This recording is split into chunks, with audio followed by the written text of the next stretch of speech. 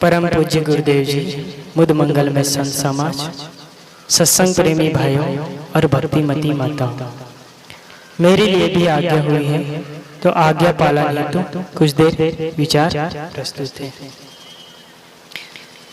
संत मिलने को जाइए तज माया अभिमान, जो जो पग आगे धरे कोटि यज्ञ समान, जो जो पग आगे धरे कोटि यज्ञ समान।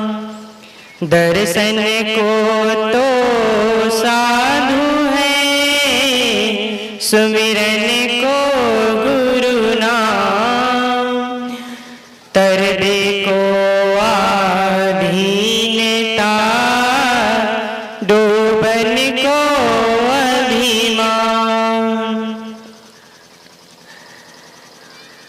सदगुरु कबीर की एक बहुत प्रसिद्ध साखी है जिस पर आप कई बार विचार सुन चुके होंगे, तो आज फिर से सुन लीजिए।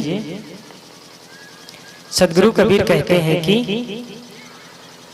मनुष्य जन्म नर पाए के, चूके अब के घात, जाए परे भवचक्र में सहे घनेरी नाद। मनुष्य जन्म दुर्लभ है, बहुरी न दूजी बार, पक्का फल जो गिर पड़ा, बहुरी न लागे डार। सदगुरु कहते हैं कि हमारा और आपका जीवन बहुत ही मूल्यवान है, और हम सब इस जीवन का मूल्य कहाँ समझ पाते हैं। यह जीवन इतना मूल्यवान है, इतना कि हम इसको समझते ही नहीं, और यूं ही हम लोग जीवन को बर्बाद करते चले जाते हैं। लोग कहते ना, फ्री में जो चीज मिलती है उसकी कदर नहीं करते। क्या आपने कुछ इस आपको जो ये जो जीवन मिला हुआ है, इसके लिए आपने कुछ या खरीदा है या कुछ पैसे चुकाए? फ्री में मिला हुआ है या कुछ खर्च करना पड़ा है आपको यह जीवन फ्री में मिला हुआ है।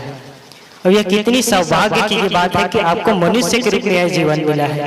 अन्य कई खानियों में नर कीट पशु पक्षी उन सब से ऊपर उठकर मनुष्य जीवन मिला है। मनुष्य जीवन क्या है?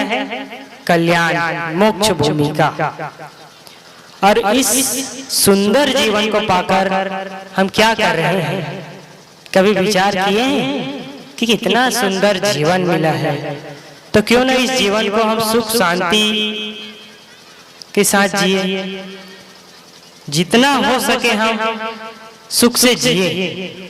लेकिन आदमी जितना जीवन बीतता जाता है उतना दुखी और परेशान होते चले जाते हैं, और जीवन पूरा व्यर्थ चला जाता है, और सुख और शांति कहाँ मिल पाती है।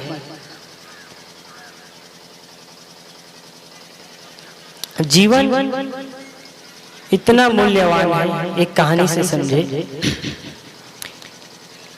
एक पुत्र अपने पिता से पूछता है, पिताजी यह जीवन में इतना दुख क्यों है? और कोई धनी है, कोई निर्धन है, यह अमीरी गरीबी का इतना फासला क्यों है?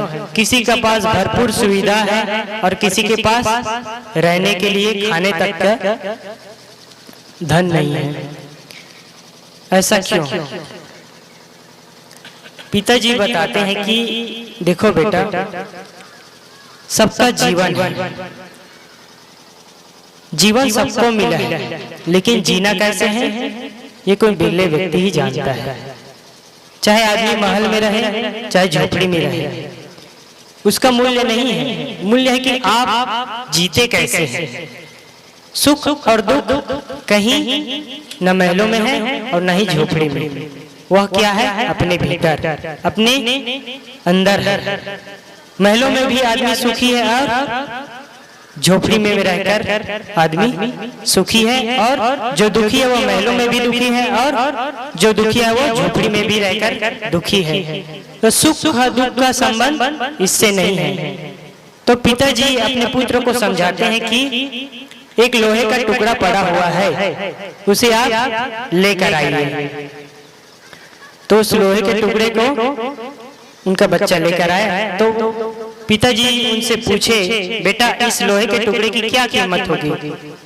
तो पुत्र बोले कि पिताजी 100-200 होगी।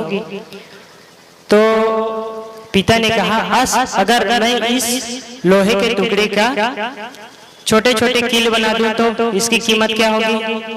बच्चा खुश हुआ, कहे इसकी कीमत बढ़ जाएगी। और फिर इस लोहे के टुकड़े का मैं घड़ी में लगने वाली स्प्रिंग बना दूं और कुछ चीज बना दूं तो इसकी क्या कीमत होगी? बच्चा खुश हुआ, अरे वाह, इसकी कीमत तो और बढ़ जाएगी। इसी तरह फिर पुत्र को समझाते हुए पिताजी कहते हैं कि इसी तरह भी हम सबका जीवन लोहे के समान है। इसका हम कैसे उपयोग करते हैं ये हम पर निर्भर करता है। इतना सुंदर जीवन को हम पाकर, इतना सुंदर अवसर मिला हुआ है, इसको हम यूं ही गंवाए चले जाते हैं। हम समझते ही नहीं कि जो जीवन मिला है इसकी कीमत क्या होगी। कोई नशे खान पान जुआ इसी में ही जीवन को बर्बाद करते चला जाता है, और कोई अनेक लोग तो जीना कैसे ही जानते ही नहीं है। जैसे पाए वैसे जीवन जी लेते हैं, जो मिला खा लिए और यूं ही जीवन को खोते चले जाते हैं। इतना सुंदर अवसर मिला है, आपके गांव में संत गुरुजन आए हैं दूर दूर से, और इतना सुंदर सत्संग का आयोजन किस लिए? शंकरानंद जी ने इतना मेहनत किया है आप सबको जोड़ने के लिए, सुबह से शाम तक दौड़ते रहते हैं। किस लिए? ताकि आप सबका जीवन सुंदर हो, आप सब जीवन का मूल्य को समझे, यूं ही जीवन को बर्बाद करते न जाए। जैसे एक मूर्तिकार मूर्ति बनाता है, उस मूर्ति में चाहते तो वो बुद्ध का मूर्ति बना सकते हैं, या कबीर का, या हनुमान का। एक पत्थर है, उसमें हमको तराशना है कि हम क्या बना सकते हैं। चाहे वो उसमें बुद्ध की प्रतिमा बनाए या कबीर की, उसमें छिपा हुआ है। उसको क्या करना है? बस उसके गलत अंशों को निकाल देना है। इसी तरह बंधु हम सबका जीवन है। हमको क्या करना है? जीवन में जो भी गलत आदतें हैं, गलत विसंगति है, जो भी गलत है, उन गलत अंशों को निकालकर हम एक सुंदर प्रतिमा बना सकते हैं, एक सुंदर जीवन का निर्माण कर सकते हैं। यह हाथ किसके हाथ में है? हमारे हाथ में है। एक बात और कहूं, जैसे आप घर बनाते हैं, घर बनाने से पहले क्या करते हैं? पहले नक्शा बनाते हैं, मन में एक कल्पना करते हैं कि मेरा घर कैसा होना चाहिए। फिर क्या करते हैं?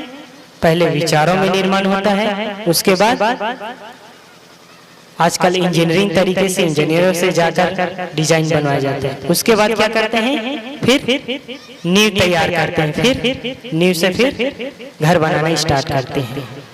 कहाँ किचन होना चाहिए, कहाँ बैठक रूम होना चाहिए, कहाँ टॉयलेट बाथरूम होना चाहिए, इन सब का योजना बनाते हैं। कॉलम सिस्टम से बनाना है या भीम सिस्टम से, या और भी तरीके हैं। तो हर चीज का हम योजनाबद्ध तरीके से निर्माण करते हैं।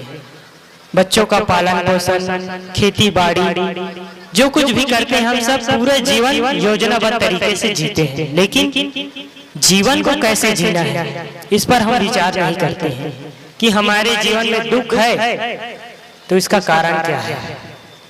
क्यों ना हम सुखी जीवन जिए, उसके उपाय क्या है। सुखी जीवन जीने का आप योजना बनाइए कि मेरे जीवन में जो दुख आ रहा है ये मेरे गलत विचारों का परिणाम है, गलत खान पान का परिणाम है, गलत संगति का परिणाम है। संत गुरुजन तो यही समझाते हैं कि जीवन को संवारे, जीवन को सुंदर बनाए, इसी जीवन को सुख शांति से कैसे जिए, घर में आपस में कैसे प्रेम हो, इसकी बात बताते हैं। सदगुरु कहते हैं कि मनुष्य जन्म नर पाए के चूके अब की घात, जाए परे भव चक्र में सहे घनेरी लात। अगर इस जीवन को पाकर हम यूं ही गफलत में गंवा देते हैं, व्यर्थ की चीजों में यूं ही जीवन को बर्बाद करते चले जाते हैं, तो अगले जन्म में कौन सा जन्म होगा पता नहीं है। 84 खाने में हम भटकते फिरते रहेंगे, पता नहीं किस योनि में जाएंगे, कैसा कैसा जीवन होगा। तो सदगुरु हमें समझाते हैं कि मनुष्य जन्म नर पाके चूके अब के घात, जाए परे भव चक्र में सहे घनेरी लात। अनेकों दुख कष्ट हम सहने पड़ते हैं कि पशु पक्षियों का जीवन देखते हैं कैसा होता है, और मनुष्य के जीवन, मनुष्य क्या है, मन प्रधान है, उसके पास सोचने और विचारने की क्षमता है। पशु पक्षियों में ये क्षमता नहीं है। पशु पक्षी तो जैसे तैसे अपना जीवन यापन कर लेते हैं, वो भी अपने परिवार का पालन पोषण कर लेते हैं, और वही काम हम भी कर रहे हैं, बच्चा पैदा कर रहे हैं, बच्चों को पाल पोस रहे हैं। तो पशु और मनुष्य में अंतर होना चाहिए। मनुष्य है तो मनुष्य में सोचने विचारने की शक्ति है, तो मनुष्य सोच सकता है कि उनका अच्छा क्या है, बुरा क्या है, मुझे कैसे जीवन जीना है, मेरे जीवन में कैसे सुख शांति आए, इस पर विचार कर सकते हैं। सदगुरु कबीर भी कहते हैं, करहु विचार तो सब दुख जाए। अगर हम विचार करते हैं तो हमारे जीवन का जो दुख है वह खत्म हो जाएगा। कैसे खत्म होगा? विचार करने से, विवेक से।